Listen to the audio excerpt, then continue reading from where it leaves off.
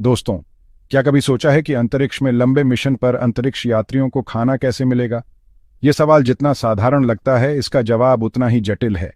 अंतरिक्ष में भोजन की आपूर्ति करना एक बड़ी चुनौती है, क्योंकि वहां की परिस्थितियां पृथ्वी से बिल्कुल अलग होती हैं। तो सुनिए, वैज्ञानिकों ने एक दिमाग घुमा देने वाला आइडिया दिया है: एस्ट्रॉइड से खाना बनाना।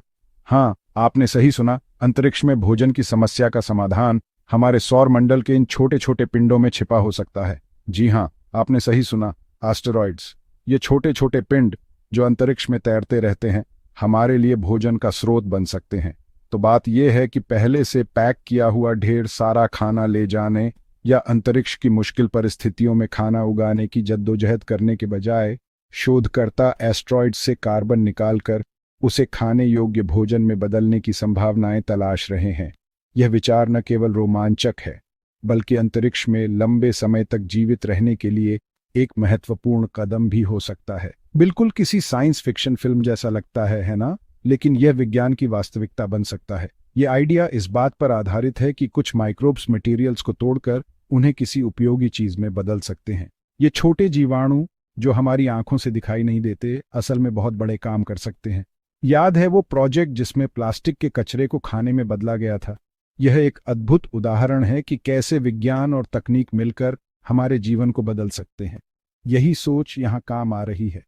वैज्ञानिकों का मानना है कि अगर माइक्रोब्स प्लास्टिक को तोड़ सकते हैं, तो वे एस्टेरॉयड के मटेरियल्स के साथ भी ऐसा कर सकते हैं।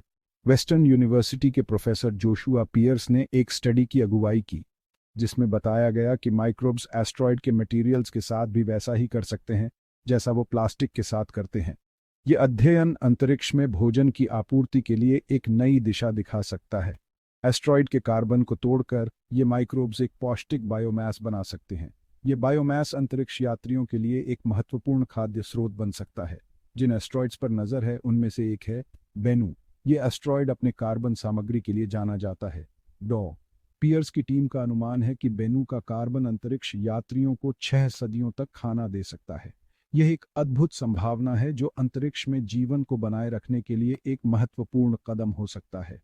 जरा सोचिए, एक एस्टेरॉयड अंतरिक्ष खोजियों की कई पीढ़ियों को खाना मुहैया कराए। यह विचार न केवल रोमांचक है, बल्कि अंतरिक्ष में जीवन की संभावनाओं को भी बढ़ाता है। लेकिन यह सब इतना आसान भी नहीं है।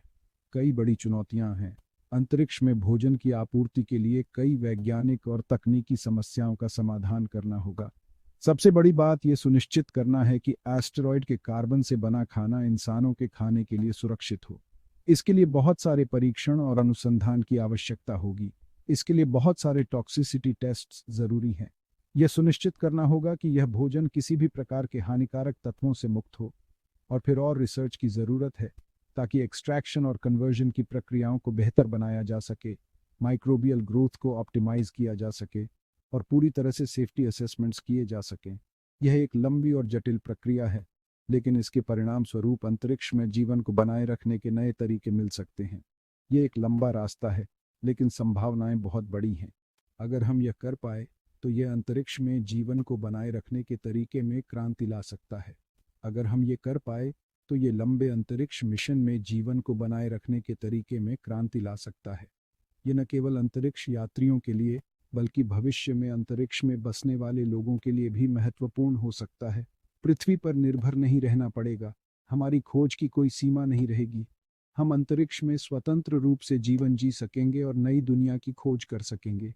तो आप क्या सोचते हैं? क्या यह विचार वास्तव में संभव है? क्या हम अंतरिक्ष में खाने की क्रांति के कगार पर हैं? क्या हम अंतरिक्ष में खाने की क्रांति के कगार पर हैं? यह विचार न केवल रोमांचक है, बल्कि हमारे भविष्य के लिए भी महत्वपूर्ण हो सकता है। अपने विचार कमेंट्स में लिखिए और ऐसे ही रोमांचक स्पेस अपडेट्स के लिए लाइक और सब्सक्राइब करना न भूलिए। देखने के लिए शुक्रिया। आपके विचार हमारे लिए महत्वपूर्ण हैं।